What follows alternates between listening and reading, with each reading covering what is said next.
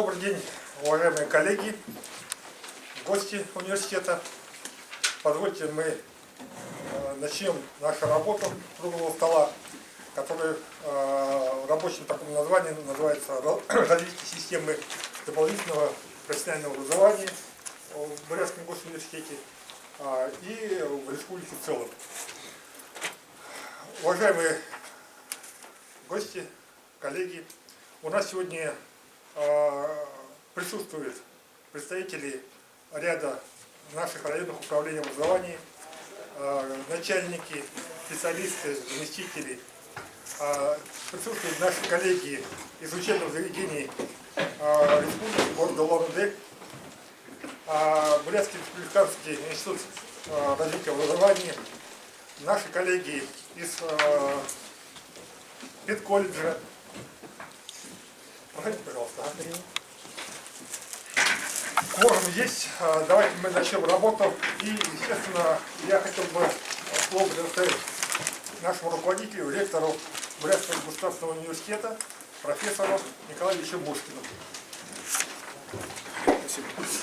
Уважаемые коллеги, я всех рад приветствовать, конечно, у нас в Брянском государственном университете имени Дажи Банзарова на круглом столе, посвященном проблемам, стратегическим проблемам развития профессиональной переподготовки и подготовки педагогического персонала в нашей республике. Но мы вас сегодня принимаем в таком небольшом зале, который мы сделали некий такой апгрейд, что ли говоря, современным языком, в рамках Дома научной коллаборации. Наверное, слышали все этот проект.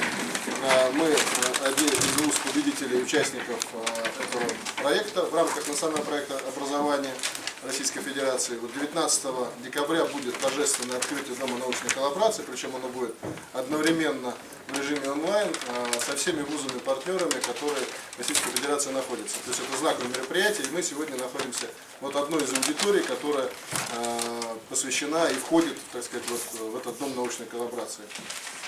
Но говоря о ИНО, Институте непрерывного образования, который у нас в стенах нашего университета зародился 10 лет назад, фактически, и раньше была система дополнительного образования, безусловно. И юбилей 10 лет, он такой немножко, скажем, юридический даже чисто, нежели он на самом деле, потому что как только наш университет образовался еще в 1932 году, уже профессиональная переподготовка в его стенах велась. Поэтому, если говорить о непрерывном образовании, то мы ее ведем с 1932 года, а не 10 лет назад. Вот. Это просто юридический термин, отправная точка для Института непрерывного образования, который говорит по региону. И вот мы сегодня как раз, знаете, мы все находимся в преддверии года, посвященного 75-летию победы в Великой Отечественной войне. Вот сегодня у нас была рабочая группа, мы как раз обсуждали те моменты, которые университет должен и обязан обеспечить, начиная вот с 1 января уже. Да? Мы это будем обсуждать еще на ученом совете, но почему я об этом заговорил, о том, что коснулись когда истории нашего университета и обратили внимание на тот удивительный факт, что университет работал в период Великой Отечественной войны, то есть с 41 по 45 год, значит, университет работал, и более того, в университете работал диссертационный совет по педагогике. И во время Великой Отечественной войны шли защиты кандидатских диссертаций, и молодые кандидаты наук уходили на фронт из стен нашего университета. Поэтому непрерывное образование в области педагогики, оно было весь период существования нашего университета, с чем, собственно говоря, я нас всех и поздравляю. Я понимаю, что здесь большинство, конечно, подавляющие выпускники или БГУ, или БГПИ. Мы всегда были кузницей кадра педагогического образования в нашей республике, не только здесь. У нас наши выпускники работают по всей стране. Вот. И сегодня в рамках круглого стола, я думаю, вы поднимете и будете поднимать ряд тех проблем и аспектов повышения квалификации и педагогов, которые сегодняшний век диктует. Век цифровой экономики, век цифровизации, век трансформации личностных характеристик самих учащихся, мы с вами это видим, да? Век влияния медиа, масс-медиа на сознание людей. Вот когда мы сегодня обсуждали о том, что в рамках проведения мероприятий, посвященных 75-летию, необходимо не просто вот такие классические научные конференции, которые интересны специалистам. Сегодня самое ужасное, что наши дети уже просто не знают.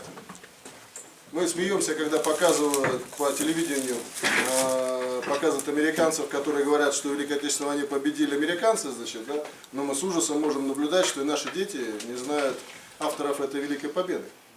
Поэтому необходимо смещать акценты доведения информации вот именно в части наших детей, потому что дети, они уже не знают, что такое вообще, вот, что, чей памятник стоит на площади Советов, чем известен этот товарищ, значит, да? Там и так далее, и так далее. То есть очень много моментов, которые сегодня зависят от не просто компетенции педагога как специалиста в области своей науки, а от педагога как специалиста в области доведения этой информации до аудитории. Поскольку дети сегодня, они совершенно по-иному воспринимают информацию. Все вы здесь, большинство из вас преподаватели, большинство из вас еще читают лекции, и мы с вами видим ту ситуацию, которая сегодня в аудитории происходит. То есть его величество гаджет, значит, да, он замещает любой учебник сегодня, да, а Википедия является основным источником знаний. Поэтому, к сожалению, мы видим и в библиотеке меньше количество ребят, которые приходят, да, значит, и, соответственно, пользователей настоящими первоисточниками и так далее. Поэтому вот эти аспекты, эти проблемы, я думаю, можно будет и нужно будет обсуждать, находить способы борьбы вот с негативным проявлением цифровизации наряду и использованием ее позитивных элементов, таких как, например, всеобщая доступность к информации в частности. Ну и, конечно, я хочу поздравить Институт непрерывного образования. Они сегодня у нас один из источников знаний для повышения квалификации для учителей республики. Поздравить, пожелать успехов, пожелать всем присутствующим повышать квалификацию в институте. Да. Ну, это, как сказать, юристы поправят, есть антимонопольный закон, все должно быть в рамках торгов, так сказать. Да. Но, тем не менее, вся основная, я не побоюсь это слова сказать, элита педагогическая сосредоточена все-таки в нашем университете. Поэтому и источники знаний можно получать именно здесь. Поэтому я вас поздравляю. Ну, теперь, конечно. Спасибо.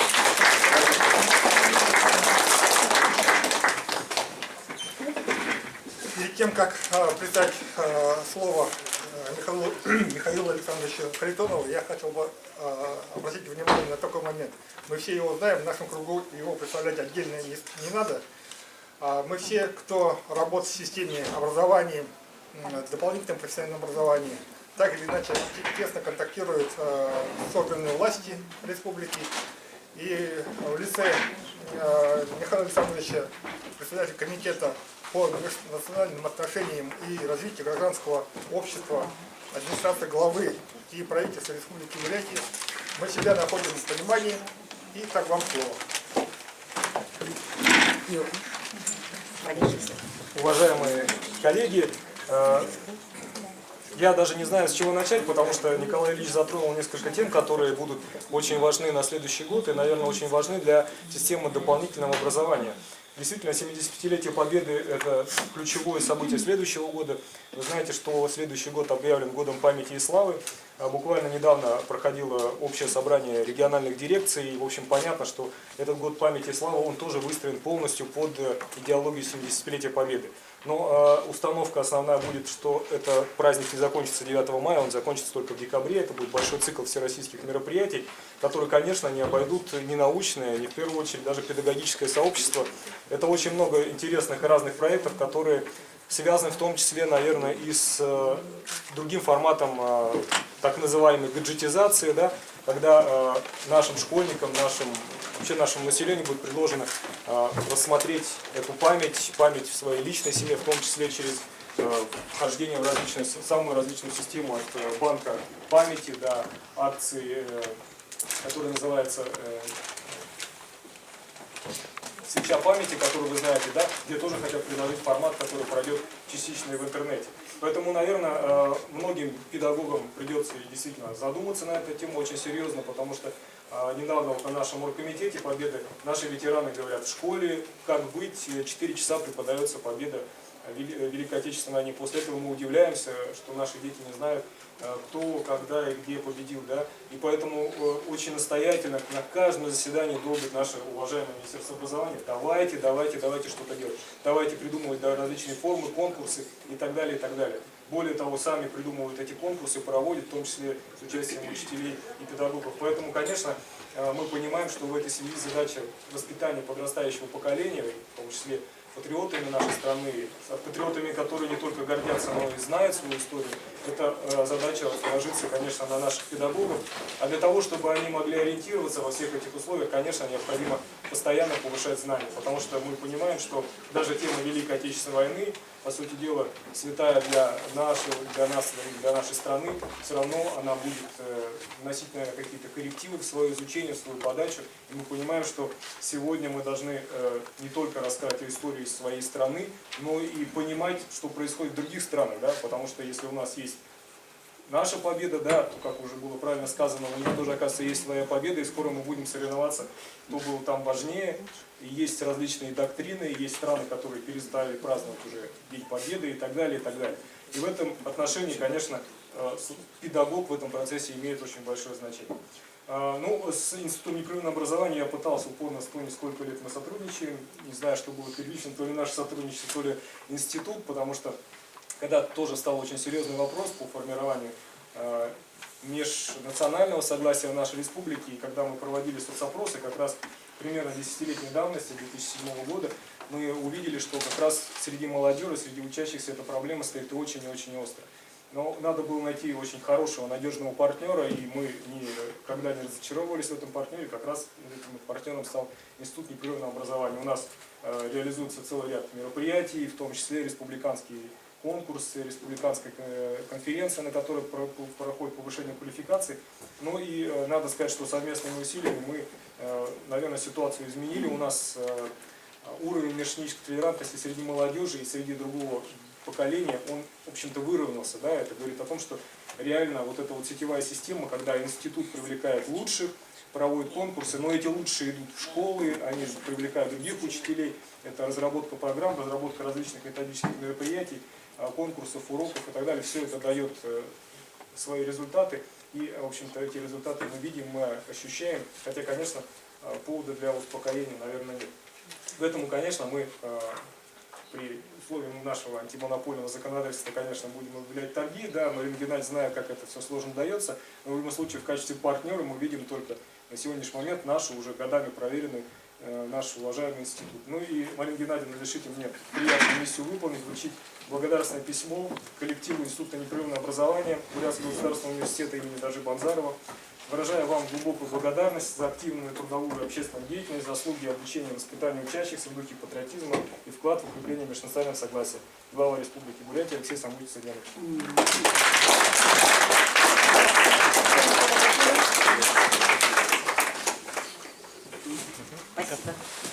Я извиняюсь, я между совещаниями вырвался, я вынужден бежать, но, как я и говорил, это не значит, что мы сотрудничество прекращаем, все убегают.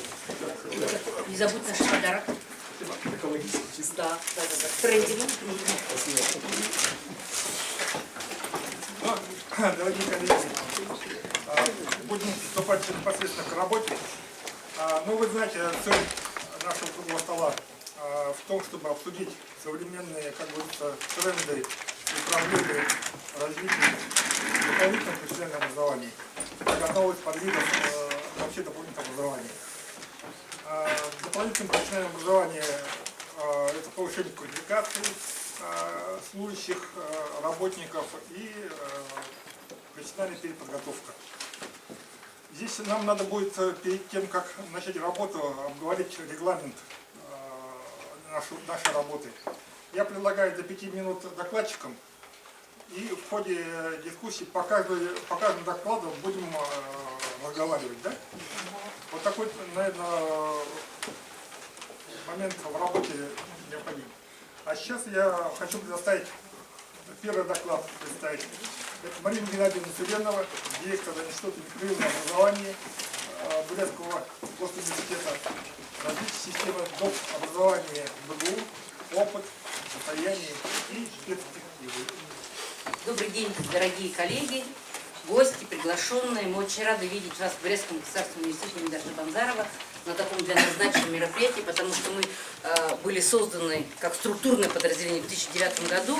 И правильно Владимир сказал, что в стенах БГПИ был всегда факультет повышения квалификации, затем была кафедра повышения квалификации, ну, а потом в системе всех вот этих происходящих в 90-х годах изменений как-то утерялся этот процесс, и был создан Центр дополнительного образования в 2007 году. Потом на его базе и базе кафедры повышения квалификации был создан Институт непрерывного образования. Когда мы создавались, нас было 6 человек, сейчас с учетом структуры, которая создана в рамках проекта «У нас образование ДНК», у нас 30 сотрудников. То есть за 10 лет мы увеличились почти несколько раз. И нужно отметить то, что если раньше факультеты повышения квалификации несли немножко задачу именно повышения квалификации, то у нас, кроме всего еще прочего, есть еще одна задача, это дополнительное финансовое обеспечение, в том числе и Брестского государственного университета. За время существования Института непрерывного образования с 2009 года повышение квалификации и переподготовку прошли более 30 тысяч специалистов. Вот на слайде видно, как у нас происходили изменения в процессе изучения. Если сказать, что на сегодняшний день у нас обучается по 127 программам дополнительного профессионального образования, из них 91 программа – это повышение квалификации и 36 программ – это профессиональной переподготовки. Но если сравнить, то в 2009 году подготовка осуществлялась по 57 программам.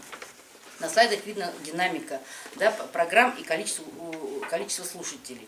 Ну, вы здесь сидящие в основном это наши заказчики. Программы мы формируем по принципу. Наиболее востребованными являются программы по направлению педагогическое образование, здравоохранение, экономика управления и психология.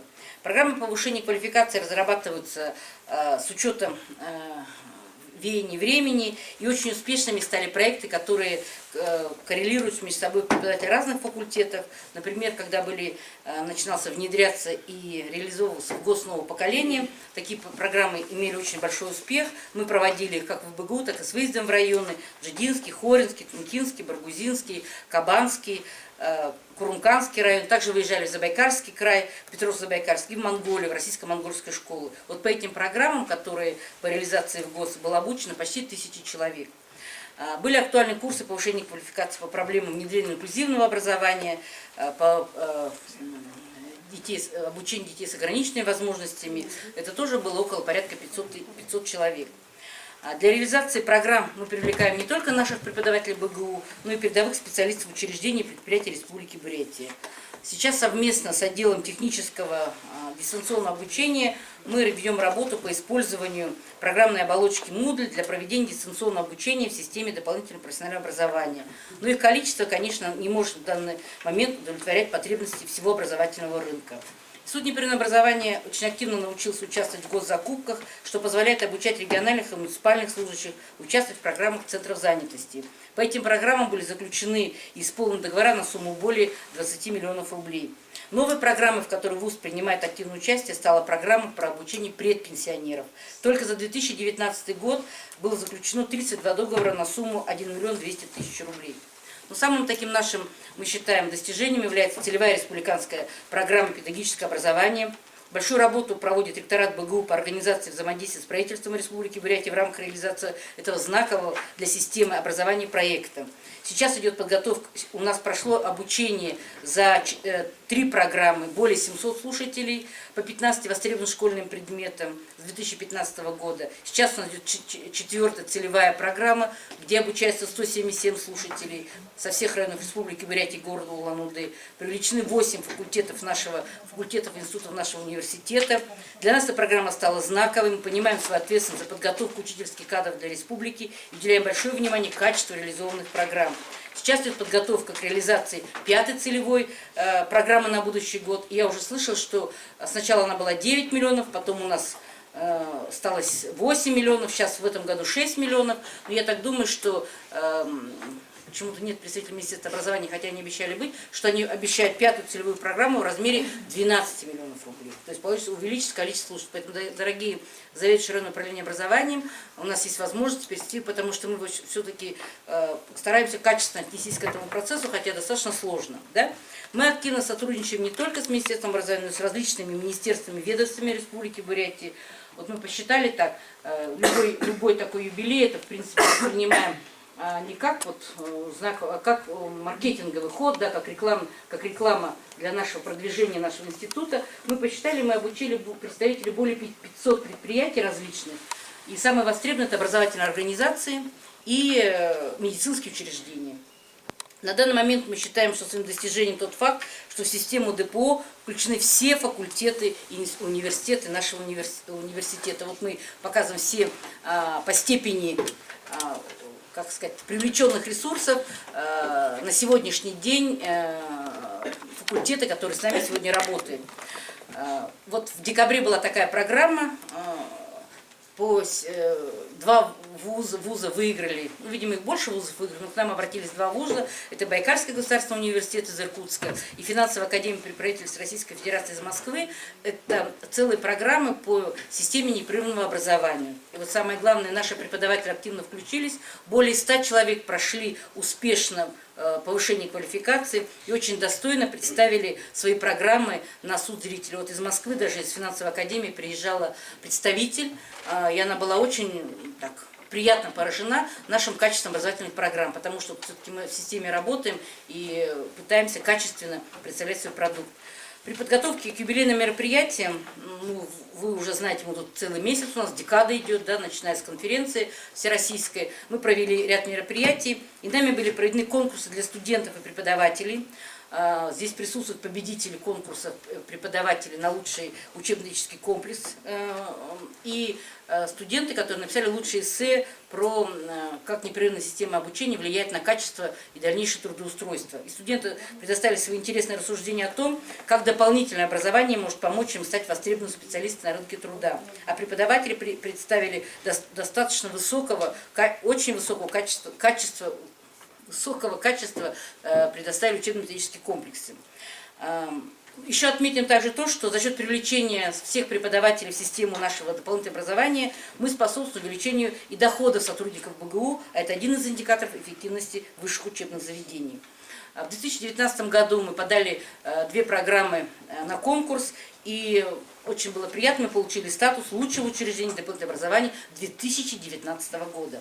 Таким образом, система ДПО силами Института непрерывного образования представляет собой динамично развивающий сектор, обеспечивающий практическую реализацию образовательной политики государства.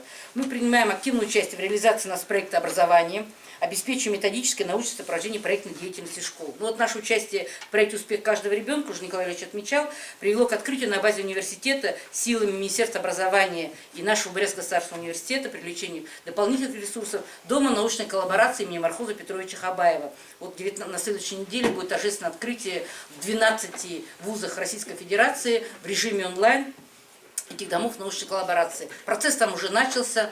Мы обучаем 400 детей бесплатно по направлению урок технологии, урок биологии.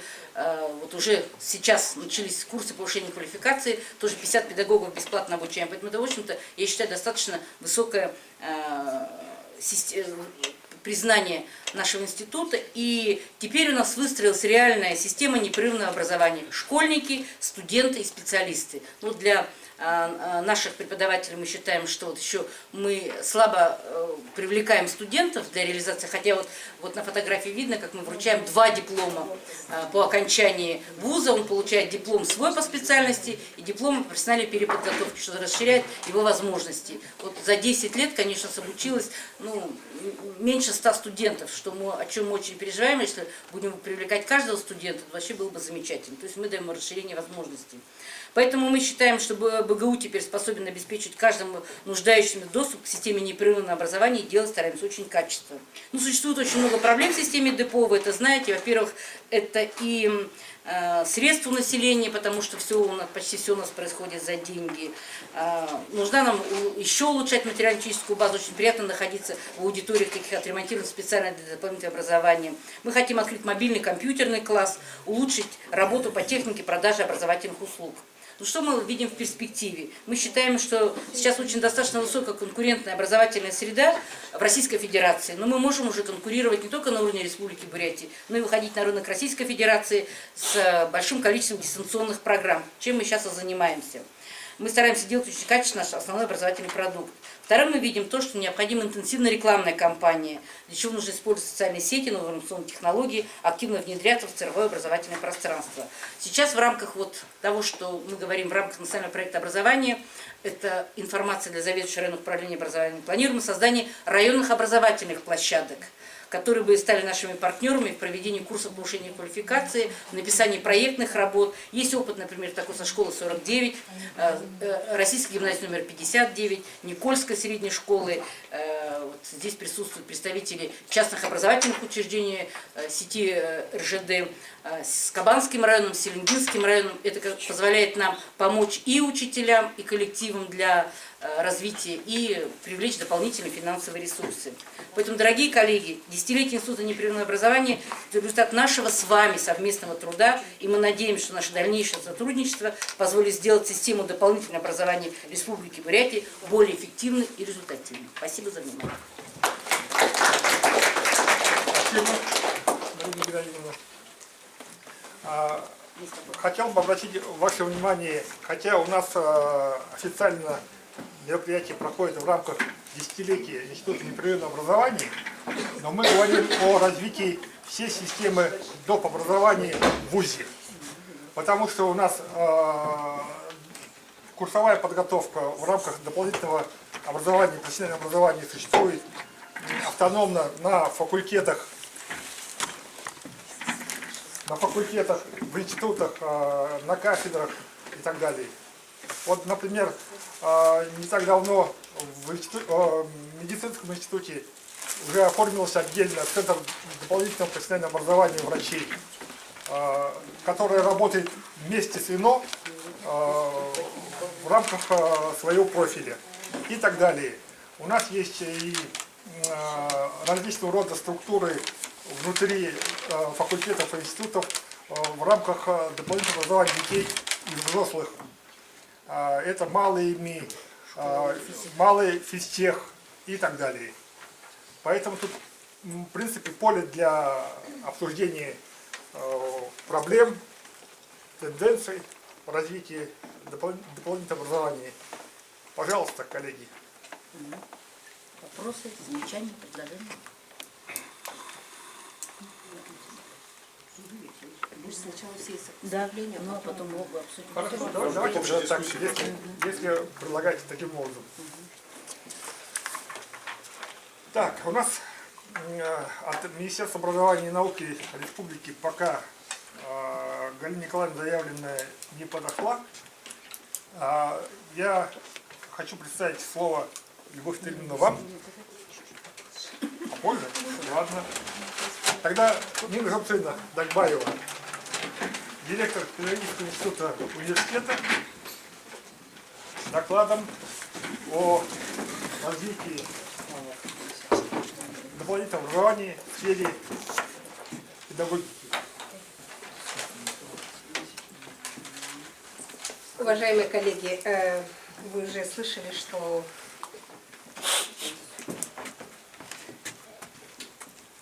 среди слушателей, которые прошли обучение в Институте непрерывного образования, основной костяк, конечно, составляет педагогические кадры.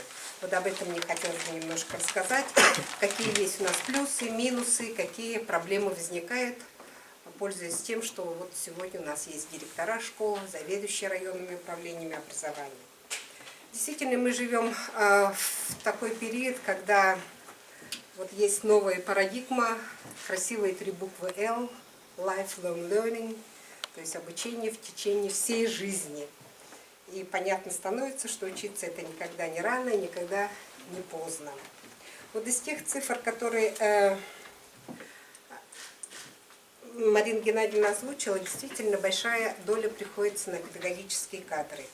Обучение именно педработников у нас в последние годы актуализировалось в связи с тем, что вы все в курсе, открываются новые образовательные учреждения. И детские сады, и школы. Нужны новые кадры. Чтобы в рамках формального образования их подготовить, вы понимаете, нужно 4 или 6 лет.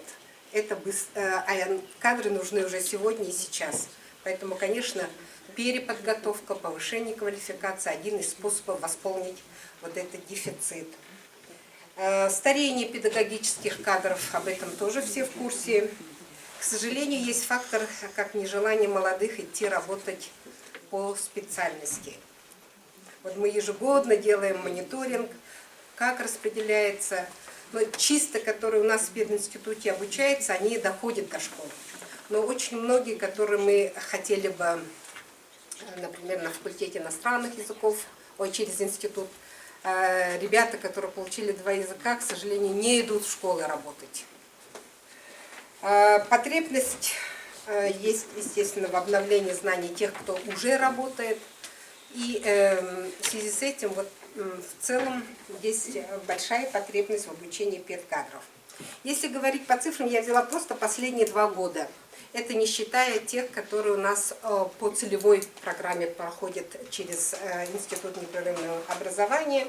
И вот в нашем институте мы обучаем логопедов, работников дошкольной образовательной системы, учителей начального класса, работников доп. Образования, учителей технологии ОБЖ, русского языка и преподавателей высшего образования, работающих в системе высшего образования и СПО.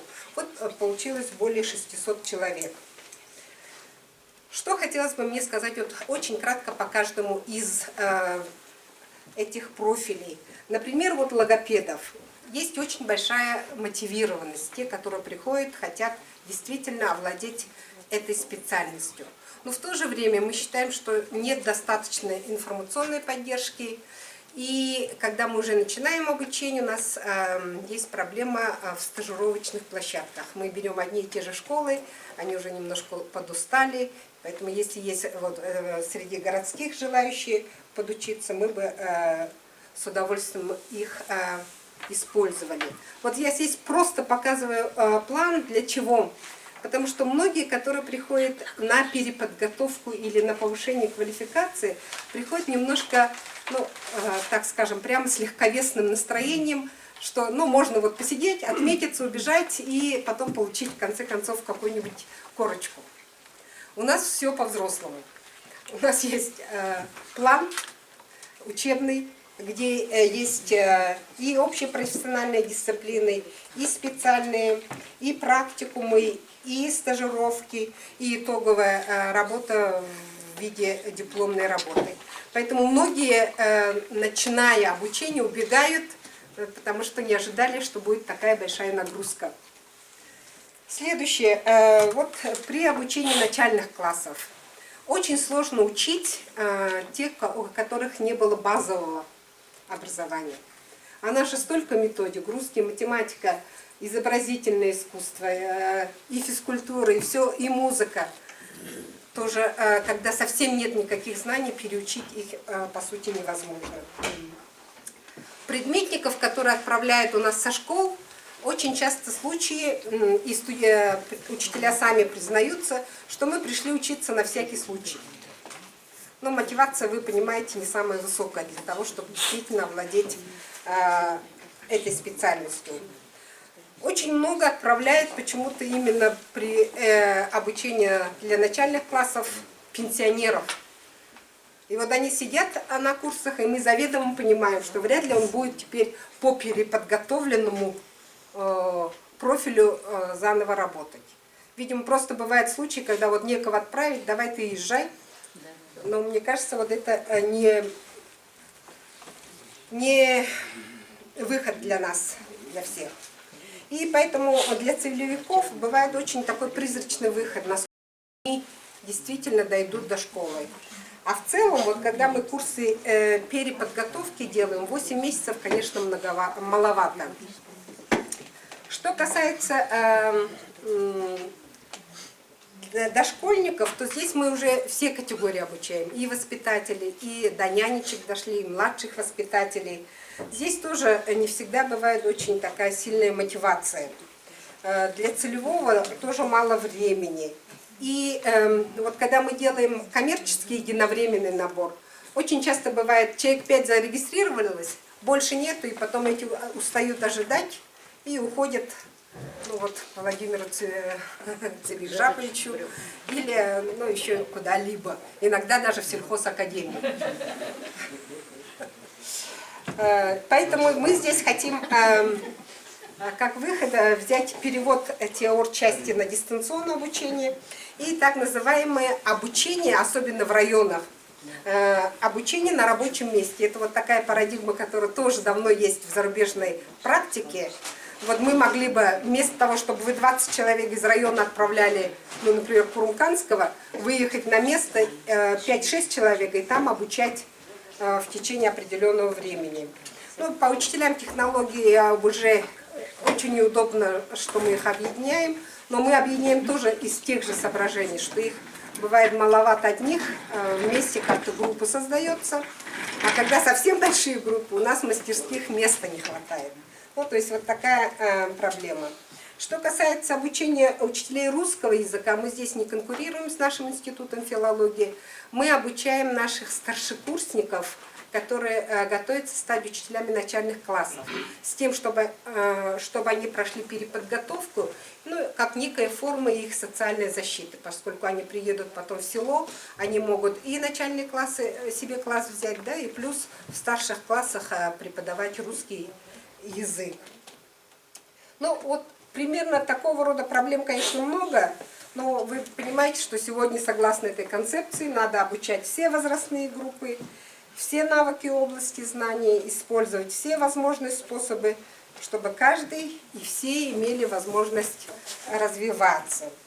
То есть я бы хотела сказать, что вот реализация этой концепции сегодня это, ну, для нас антикризисная программа, учитывая, какой дефицит педкадров у нас сегодня есть. Вот, Любовь Тельман, наверное, поправит, но вот по последнему совещанию, которое в министерстве проводило, 607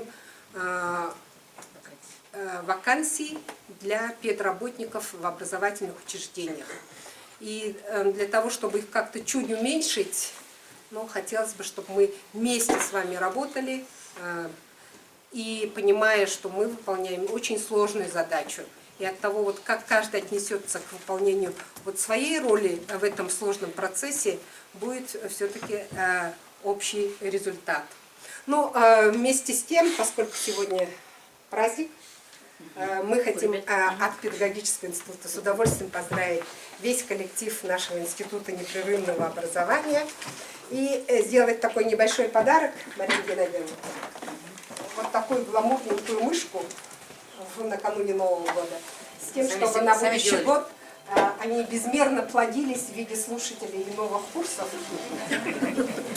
Очень символично. Спасибо. И также такой же мышечкой поздравить нашу Елену Трофимовну, куратора пединститута, которая помогает нам решать все организационные вопросы. Елена Трофимовна, мы вас поздравляем, благодарим. Ну и всех присутствующих вот, накануне Нового года, конечно, хотелось бы поздравить с наступающим Новым годом, чтобы 2020 ознаменовалось для нас новыми победами именно в системе педобразования. Спасибо. Спасибо.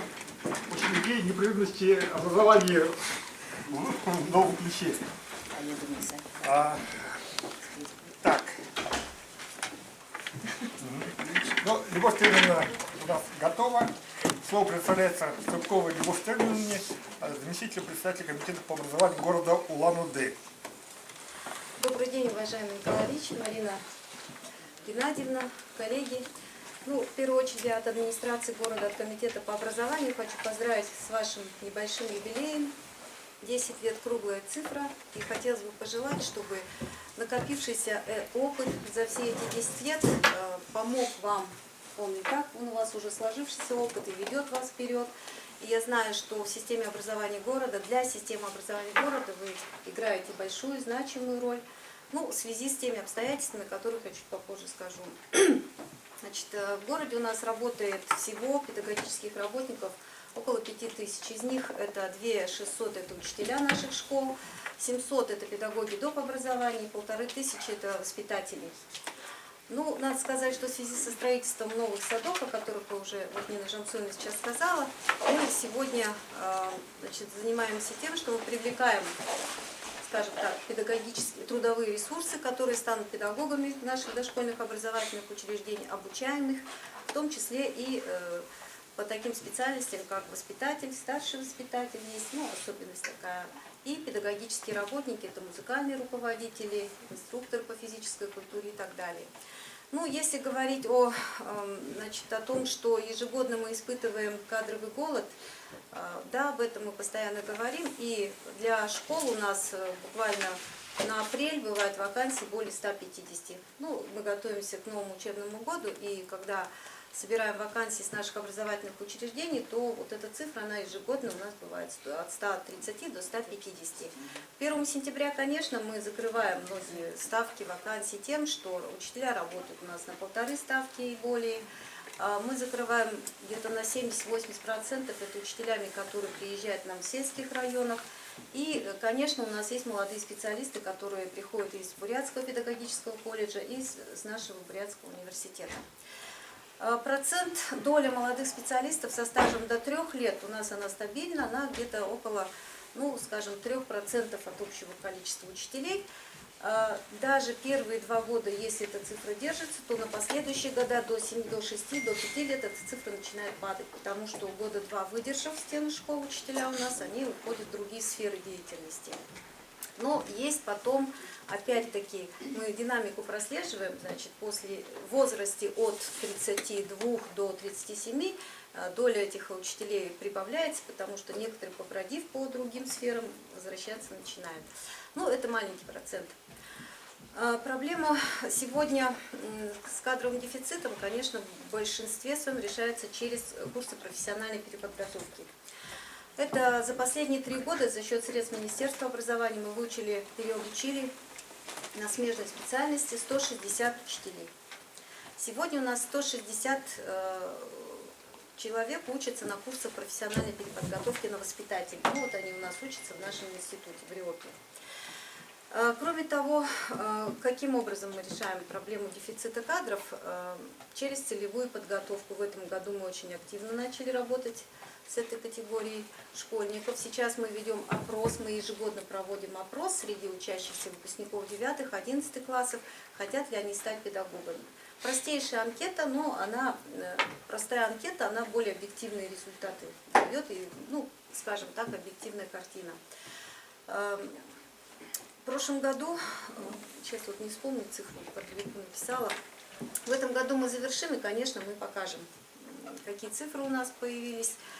Дело в том, что профориентационную работу именно по тому, чтобы учителя, вернее, выпускники, ну, как бы ориентировались на профессию учителей, мы вроде бы ведем, но в то же время она в силу того, что об этом все знают, все говорят о том, что все-таки социальный статус учителя в связи с тем, что у него невысокая заработная плата, она не совсем привлекательна для наших молодых людей.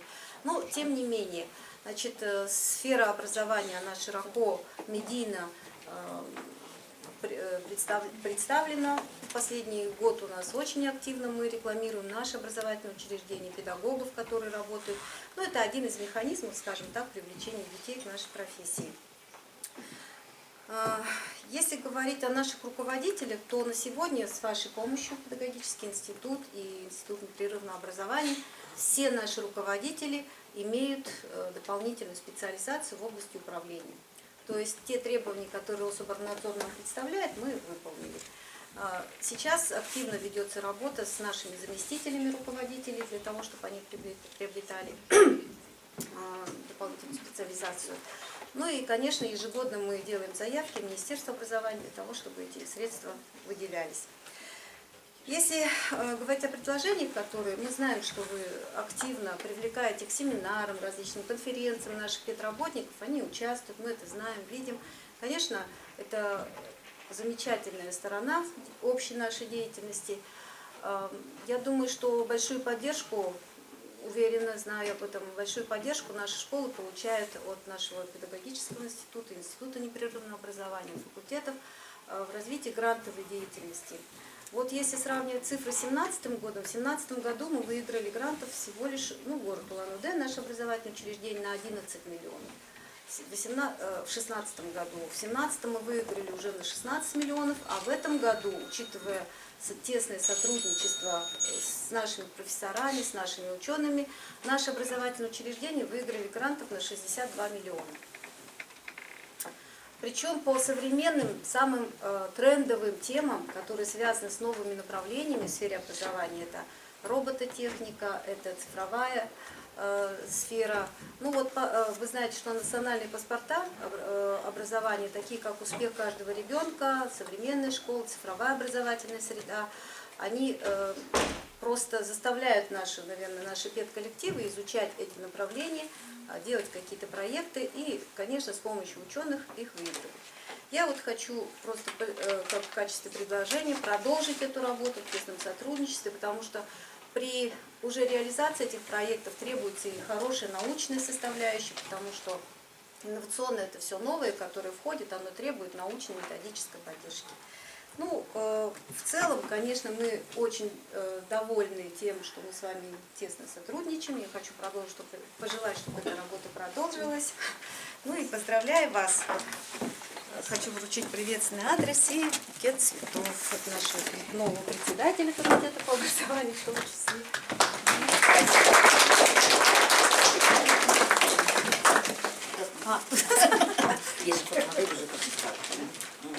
Спасибо. Спасибо. Спасибо. Заявленная тема следующего докладчика, она созвучна выступлению Егора Штольмана, только в разрезе районных управлений образования, районов по проблеме педкадров. Слово хочу предоставить Евгении Батаровне Тохановой, начальнику Селенгинского районного управления образования.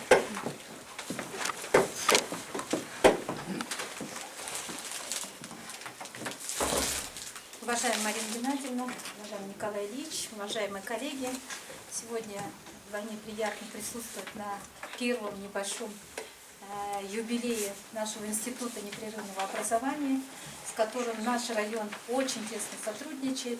Мы сотрудничаем со всеми институтами повышения квалификации, поскольку считаем, что на сегодня дополнительное профессиональное образование наших педагогов – одно из решений очень важной проблемы нехватки педагогических кадров и системы подготовки наших руководителей.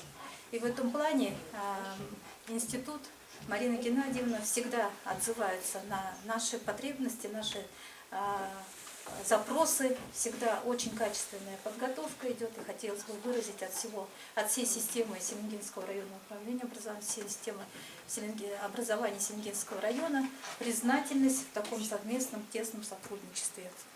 Мы хотели бы еще отметить то, что в эпоху вот таких глобальных изменений и в таких острых моментов нехватки педагогических кадров мы понимаем, что именно дополнительное образование, профессиональное позволит хоть как-то решить проблемы, а Институт непрерывного образования как раз имеет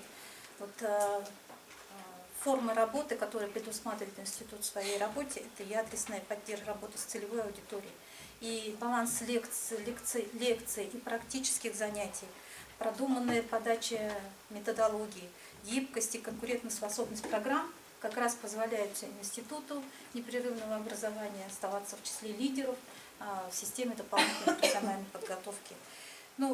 Поскольку Любовь Тимофеевна уже отметила, какие у нас вопросы и проблемы связаны именно при работе управления образованием, но в сельских районах проблема стоит еще острее, поскольку очень большое количество на сегодня малокомплектных школ. Вы, наверное, уже слышали, Селенгинский район в этом плане отметился. У нас есть школы, где обучается 1 ученик, 2 ученика. Мы сохраняем сознательно эти школы, поскольку пытаемся создать и создаем условия для каждого ребенка обучения дома. И, конечно, проблемы подготовки кадров на сегодня в условиях еще и нормативно-подушевого финансирования, когда количество часов в малокомплектных школах достаточно небольшое, которое не позволяет привлечь полноценных специалистов, и у нас фактически совместительство по многим программам и система подготовки кадров, переподготовки. И вот как раз на протяжении последних 3-4 лет мы с помощью средств, которые выделяются по республиканской программе, нам позволяет подготовить наши кадры для того, чтобы работали в условиях малокомплектных школ. На сегодня по Селенгинскому району у нас около 385 педагогов и 260 работников дошкольного учреждения. И на сегодня практически полностью мы работаем в программе по переподготовке кадров, и за последние 4 года уже 45 человек прошли систему переподготовки как раз в Институте непрерывного образования. На ближайший 2020-2021 год у нас уже запланировано порядка 20 человек пройти еще обучение. Что касается наших проектов совместных, мы в числе первых в республике вместе с институтом реализовали совместный проект с кафедрой английского языка Бурятского государственного университета, учителями высшей категории нашего района, годичный проект по подготовке учителей английского языка. В связи с дефицитом учителей английского языка и на сих пор этот дефицит очень серьезная проблема для нас и малая нагрузка в школы.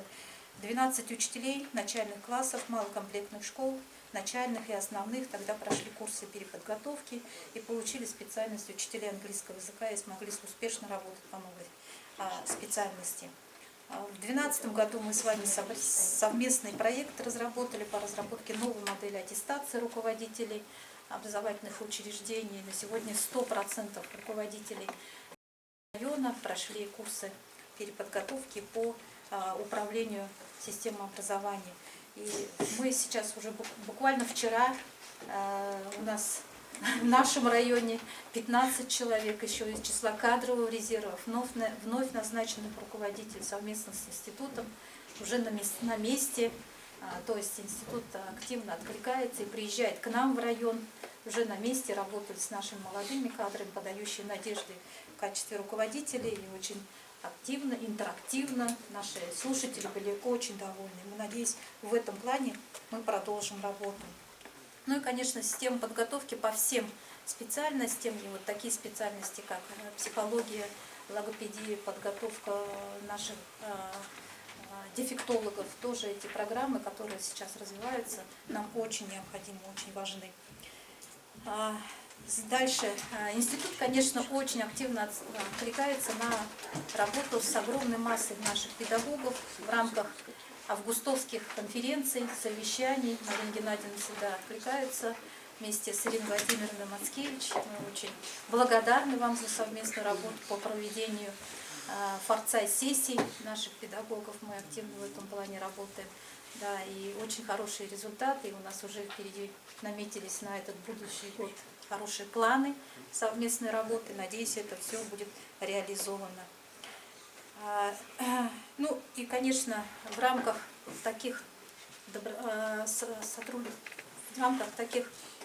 такого сотрудничества, надеюсь, что повышение квалификации наших педагогов будет выходить на новый уровень, позволять решать современные задачи, остро стоящие.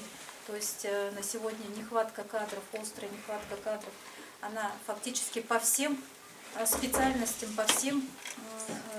идет по всем видам работы. Ну, остро, конечно, среди педагогов. Но мы надеемся, что спасение утопающих – дело самих утопающих, и мы в нашем профессиональном сообществе при таком тесном сотрудничестве не только будем готовить дополнительно наших учителей, переподготавливать, но и привлекать молодых студентов.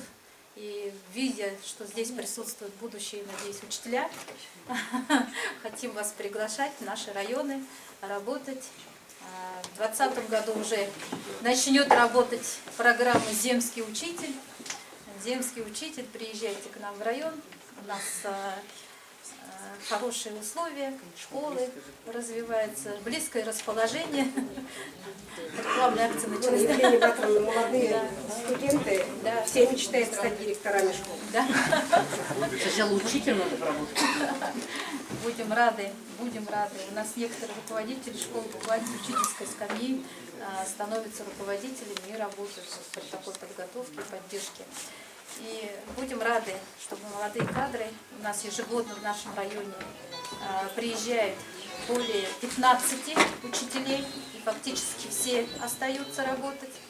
И у нас хорошие условия создаются, и строим новые школы, так что и в условиях реализации дальневосточной субсидии, национальных проектов изменения будут.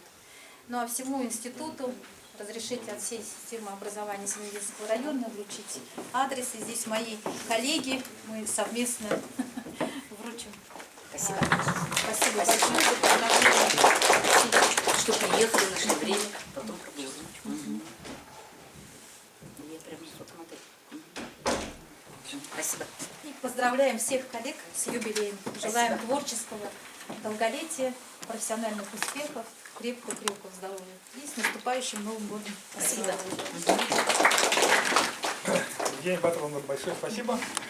Конечно, взаимодействие муниципалитетов и нашего вуза многоплановое.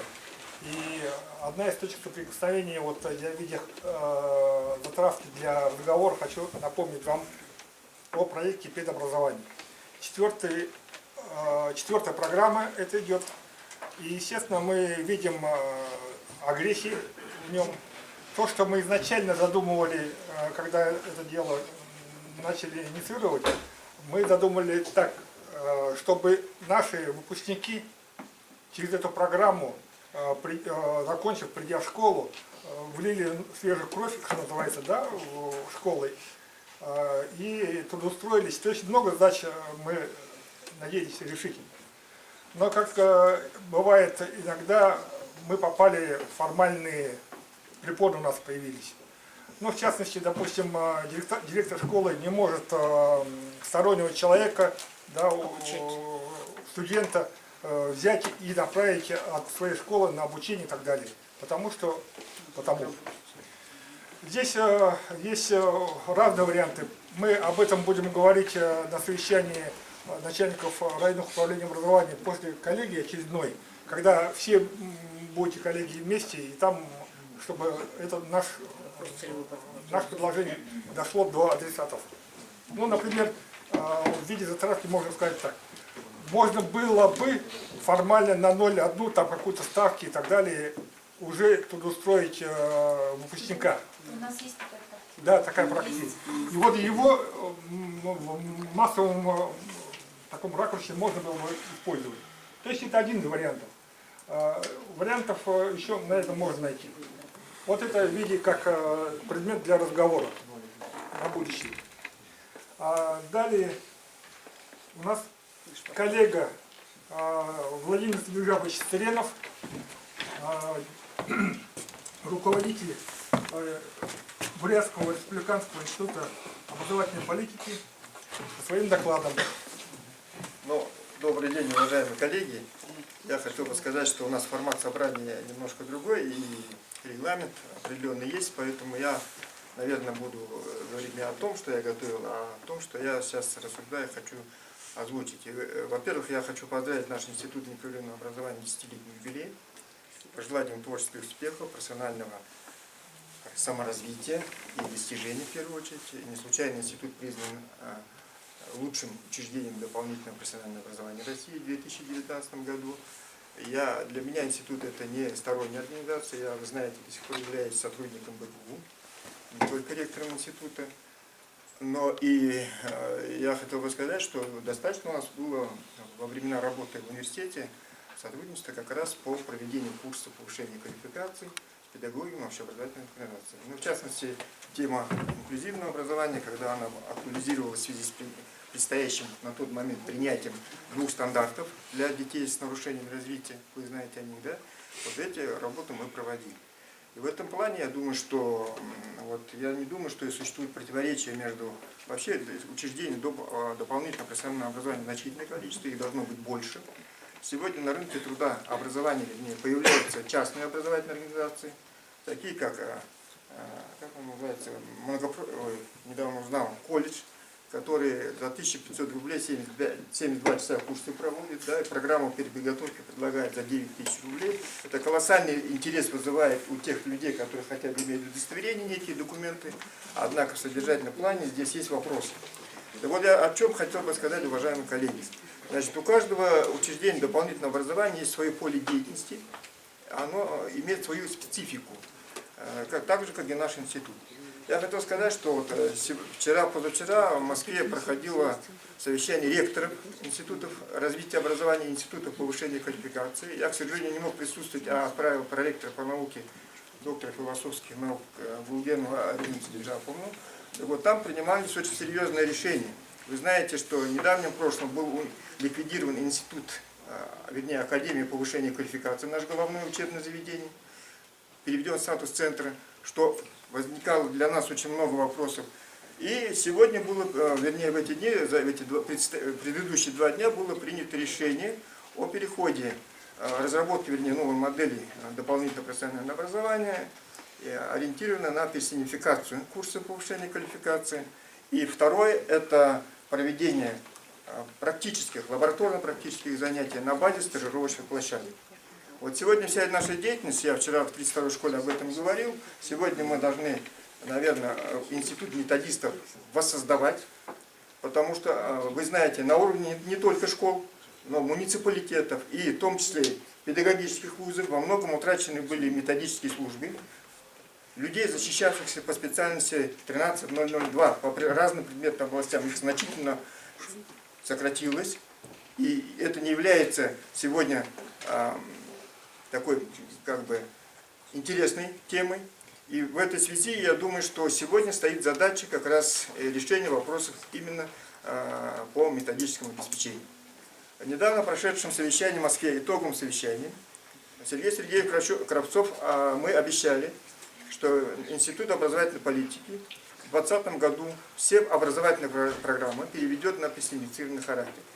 Что касается предметных кафедр, однако есть у нас центры и кафедры, которые общие, например, Центр развития адаптивного образования, Центр воспитания дополнительного образования. Но здесь мы комплексно понимаем вопрос, потому что мы не говорим только о предметных компетенциях, к сожалению, к которым сегодня почему-то апеллируют все. На самом деле есть и другие психолого-педагогические, коммуникативные компетенции, над которыми необходимо работать. И в ходе этого совещания, когда мы сегодня заняли 13-ю позицию среди регионов России, выяснилось, что самым слабым звеном сегодня является эта работа с методическими, школьными методическими объединениями, районными методическими кабинетами и вообще целым системой управления методической службой. А это говорит о том, что во главе угла сегодня все-таки мы позиционируем, что главной фигурой образовательного процесса становится учитель, его уровень компетентности и квалификации. И, к сожалению великому, сегодня не все педагогические, учебные планы педагогических вузов направлены на подготовку специалистов-педагогов, готовых работать в условиях этих стандартов и тех изменившихся условий. Сложности детей, родителей как субъектов образования. В этой связи роль учреждения дополнительного профессионального образования становится еще более важной и значимой. Потому что очень важно адаптировать вновь пришедшего молодого специалиста к новым реалиям, в которых находится система образования. Очень приятно, что здесь присутствуют руководители муниципальных управлений образования. Я прекрасно понимаю их позицию сегодня. Они в наиболее сложной ситуации находятся в кадровом обеспечении. И, к сожалению великому, вот поставленная президентом страны задача через 5 лет войти в десятку лучших систем общего образования становится очень интересной. И в этой связи я прекрасно понимаю, сегодня у меня состоялась встреча Валерием Васильевичем Сергеем по поводу учреждения еще и СПО. И я думаю, что сегодня мы предпримем, я не буду раскрывать некие секреты, я думаю, надо в корне менять систему план-проспектов, государственных заданий. И особенно меня интересует разный уровень образования. Это дошкольный, среднее и, конечно, безусловно, общее образование. Поэтому, чтобы не заострять внимание больше на этом, я хочу еще раз поздравить наш институт. Ну, Я думаю, что при определенной поддержке государства, понимании органов управления, я думаю, что сегодня эта общая задача стоит государства и общества в целом, изменение отношений к учительству как социальной категории. Без изменения отношений, я думаю, что все наши курсы будут бессмысленны и эффекта не будут давать. Потому что статус учителя, его отношение к учительству, которое было в советский период, к сожалению, чего сегодня мы не можем похвастаться, является очень важным показателем и в целом, и не только нравственности, а вообще о том, насколько общество думает о своем будущем развитии. Поэтому благодарю вас, и Марина Геннадьевна, я благодаря возможности хочу вам адрес от нас, все наши любимые слова о том, как мы вас любим, уважаем, здесь выразили мы. Вот. Я думаю, что сотрудничество оно должно быть, и я думаю, что оно должно быть продуктивным, и занимая каждую свою нишу в этой системе дополнительного профессионального образования, мы решаем свои общие задачи. Николай Ильич, спасибо вам большое, Олег Дашевич, всем присутствующим. У нас даже районы поделились негласно. Это у Марины Геннадьевны. Спасибо. Владимир Александрович поднял проблему российского масштаба, начиная от методистов и так далее. Еще есть вот один момент, на который я хотел бы, коллеги, обратить ваше внимание. Правительство запустило проект закона в рамках регуляторной гильотины, которая так красиво называется, о том, чтобы отозвать достаточно большое количество нормативно-правовых актов в области образования. В первую очередь по нашей системе идет наш основной приказ Минобразования России. Это о порядке организации и осуществления образовательной политики в области дополнительного образования. И еже с ними и так далее. Все в ГОСы отзываются. Также программы бакалавриата, магистратуры и так далее тоже. Но они, как обещают, будут поступательно действовать, да? Поэтапно. Но, по крайней мере, мы должны об этом знать и быть готовы. Разрабатывать новый курс по дозаделу. Хочу предоставить слово Светлане Цыдыповне Нембоевой, директору Бурятского республиканского педколледжа. Хотел, пока ситуация идет, я хотел бы обратить ваше внимание, что World Skills, о котором она будет говорить, молодые профессионалы, это не только о рабочих профессиях, но и подготовке педмастерства, в общем-то, да, по большому счету. Спасибо. Олег Дашевич, добрый день, уважаемые коллеги, добрый день, Марина Геннадьевна, Николай Ильич. Очень приятно, конечно, присутствовать вот на столь интересном событии, когда собралась, скажем так, вот все то сообщество, которое должно готовить учителей, педагогов, которые занимаются повышением квалификации, переподготовкой. Но это действительно вот сегодня одна из самых главных, наверное, проблем, которая стоит перед всеми теми институтами, которые готовят учителей для сегодняшней школы. Все мы родом, как Николай Ильич сказал, из Бурятского пединститута. Я, более того, родом еще был в свое время факультет повышения квалификации 80-х-90-х годов, когда нас... Но я считаю, что это была хорошая школа. На 2-3 месяца мы отрывались от дома. Это будущие директора, это работающие директора школ. Здесь, значит, постигали мы действительно все основы, наверное, вот той управленческой работы, которая, была хозяйственная работа, финансовая работа и так далее, и так далее. Очень хорошие были лекции, очень хорошие были семинары. Я думаю, что это действительно была очень хорошая школа. В свое время, когда Министерство образования проводило аттестацию директоров, я была в составе этой комиссии, ездила вот по районам, в частности, северные районы были у меня. И к большому своему сожалению, как директор с большим опытом школьной жизни, в общем-то для меня было очень печально, когда директора школ, молодые, амбициозные ребята, которые, в общем-то, вот в этих хозяйственных вопросах, финансовых вопросах вообще очень сильно плавали. И вот эту школу по возобновить, это тоже вот одна из таких ну, будем говорить, голубых мечт, да, для руководителей муниципальных образований.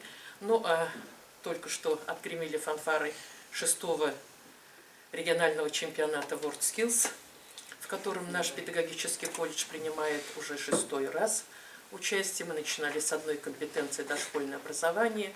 В прошлом году, так, в начале 2019 года это было 4 компетенции. В этом году мы участвовали в 5 компетенциях. Это традиционная наша дошколка, началка, музыка в школе, физкультура. И в этом году мы участвовали в компетенции графический дизайн. 5 компетенций. Говорить о WorldSkills очень можно много, долго. Но вот я, как руководитель, считаю, что вот движение WorldSkills, оно не только для студентов. Мы этим самым создали хорошее экспертное сообщество, которое сегодня, можно сказать, насчитывает более 144, если быть очень точными, 144 учителей. Эксперты — это не только город Улан-Удэ, это и наши близлежащие районы. И когда проходят эти чемпионаты, когда потом с ними общаешься, они говорят о том, что не только мы сами судим, объективно, субъективное свое мнение, свою оценку высказываем, но еще мы очень много учимся. Вот это движение WorldSkills — это не только инфраструктура, которую мы вот сумели создать за эти 5 лет. Те, кто был в прошлый раз после коллегии у нас, вы тоже видели нашу инфраструктуру. Без, скажем так, больших бюджетных вливаний, без вливаний из дальневосточной субсидии, колледж на протяжении 10, то есть последних 5 лет за счет только внебюджетных средств очень сильно обновил, конечно, свою материальную базу. Вот вся та материальная база, она сегодня, надо сказать, соответствует всем тем международным стандартам, которые сегодня необходимы, нужны. И есть такое предложение, чтобы, было такое предложение о том, чтобы вот эту инфраструктуру, которую мы создали, те 4 лаборатории, в которых, действительно, вот все то новейшее оборудование, которое есть, показать не только вот руководителям, но и учителям школ. Есть у нас очень много районов, в частности, вот Кабанский район, Мухоршибирский район, которые приезжают вместе со своими директорами, и, в общем-то, работают в наших лабораториях. Есть такое мнение о создании коллективного центра пользования. То есть вот не как кошка с салом сидеть вот над своим этим всем оборудованием, и вот действительно создать вот этот центр коллективного пользования, чтобы не только наши студенты, не только наши преподаватели, но и все вот наше сообщество могло бы работать вот на этом оборудовании. Да? Это действительно очень ценно, так скажу. Второе, о чем бы я хотела сказать, о кадрах. Да? Вот этот прошедший национальный чемпионат показал, что не только студенты принимали участие. Бывали времена, когда только студенты нашего колледжа принимали участие, занимали 1-е, 2-е, 3-е места. И, естественно, не очень высокие показатели у нас были на национальном чемпионате. Хотя сказать, что все равно мы находимся вот в золотой середине из всех субъектов Российской Федерации. А вот в этом году участие приняла Гусинодерская школа, 4-я, да? 4-я школа, городские школы приняли. Но это все наши бывшие выпускники, в свое время прошедшие через демонстрационный экзамен. Колледж тоже является пилотной площадкой для апробации демонстрационного экзамена. Мы не очень сейчас хорошо понимаем, что такое skills-паспорт. Да? 2 года подряд мы проводим вот этот демонстрационный экзамен, проводили только по началке. Нынче мы заявились по дошколке и по еще физкультуре. Да? Что дает skills-паспорт для работодателей? Там не только получают они диплом, получают вот в этом skills-паспорте все умения, которые они приобрели за все 4 года. Да? То есть вот та практикоориентированность, которая всегда славится, среднее профессиональное учебное заведение, все она там прописана. И вот победа, 1-е место девочка из 27-го лицея, занявшая, она прошла и через чемпионат, внутренний чемпионат WorldSkills, она прошла и через демонстрационный экзамен, и сегодня она будет представлять значит, республику на отборочных чемпионатах, и мы надеемся и верим, что результаты будут довольно неплохие. Кроме того, мы сегодня усиленно занимаемся обучением предпенсионеров. Да, вот в этом, значит, конечно, у нас очень большая конкуренция, но тут в республике, не в масштабе республики, а по проекту Академии, который называется «Обучение предпенсионеров. Навыки мудрых», да, 50+. Да? Мы обучили 60 наших предпенсионеров 50+. Набирали мы, правда, их очень тяжело, сложно, но тоже отзывы были очень хорошие, очень хорошие. Я считаю, что вот этот проект, он очень... Если мы обучаем, там кто-то сегодня говорил, за 9 тысяч один слушатель стоит, а слушатель, который, значит, через Академию WorldSkills, он стоит 28 тысяч один слушатель. Да? И вот ради того, чтобы заработать эти деньги, приложили мы, конечно, очень большие усилия для того, чтобы вот их получить. Да? Это еще один проект Академии WorldSkills. Следующий проект, это тот, который тоже мы выиграли, это предквалификационный отбор. Предквалификационный отбор вот как раз по, значит, по линии Академии WorldSkills. Мы в Сибири и Дальнем Востоку, по-моему, были единственные, кто получил тоже вот эти, ну, скажем так, для нашего колледжа 5 миллионов рублей. Это огромные деньги, которые мы получили тоже с Академией WorldSkills. Обучали мы, к большому сожалению, да, только, значит, представителей регионов Российской Федерации. Откуда только у нас не были. Это были и Сочи, это был и Нальчик, это был Владивосток, это был и Хабаровск. То есть своих мы тоже не могли дозваться мы никак не смогли. Вот в этом отношении, конечно, вот обращаясь особенно вот к представителям районных управлений, в любом случае, значит, хотелось бы, чтобы не обучать вот с Нальчика, например, да, вот были наши, с Новосибирска очень много было в этом году у нас слушателей. Это 3 раза весной, 2 раза, и вот в этом году осенью мы завершили. Да?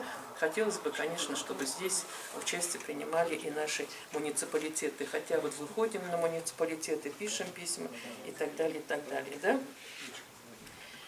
И последнее, о чем бы я бы хотела бы сказать.